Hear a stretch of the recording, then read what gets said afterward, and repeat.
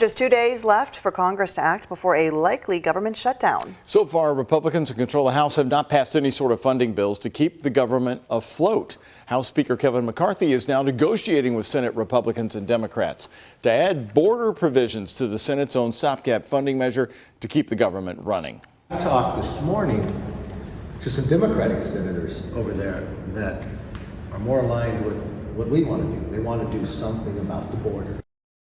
McCarthy went on to tell reporters today that he has not spoken with President Biden about funding the government. The White House continues to say that House Republicans will get the full blame for any shutdown. If the government does shut down at midnight at the end of the month, it'll harm millions of federal workers who could be furloughed without pay. ABC News is looking at the potential human cost of the spending fight. This week, Congress in the midst of another self-inflicted crisis. One that could inflict financial and emotional pain on millions of Americans absent an 11th-hour deal. For some elected officials, the looming government shutdown is a political game of chicken, an opportunity to cater to their constituents and win concessions from the other party. This time, House Republicans demanding steep spending cuts and a U.S.-Mexico border crackdown to leave the lights on. But for Willie Jo Price, a cafeteria worker in the Library of Congress, it's a missed paycheck, one that threatens her ability to pay her bills. People just like me. It's a lot out here just like me. Living paycheck to paycheck and can't afford to do anything, you know, and then the government shut down. And like I say, the government will go back and they're going to get paid.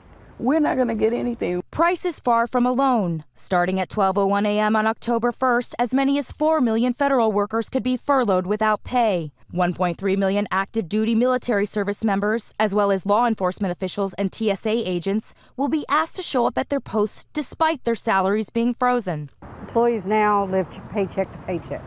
So one missed check can affect them in many different ways, from child care to whether or not they have gas to go to work, to and from work, having a lunch. National parks and passport offices inside federal buildings could close.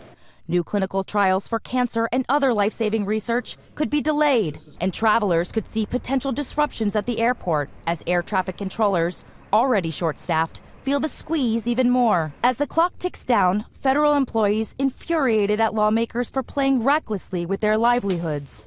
I just can't believe we're going down this road again. This should never even become an issue that our military families have to worry about a paycheck. The fiscal face-off coming as the nation is grappling with inflation. Meanwhile, here in the nation's capital, lawmakers still receiving a nearly $175,000 taxpayer-funded salary, despite failing to do Congress's most basic duty laid out in the Constitution: fund the government. During the last government shutdown in 2018, images of unpaid federal workers standing in line at food banks infuriated the nation and eventually led former President Donald Trump to cave on his border wall demands and reopen the government. Now, many are hopeful that it will not come to this point this time around, but given the gridlock we see in Washington right now, it's increasingly likely. Rachel Bade, ABC News, Washington.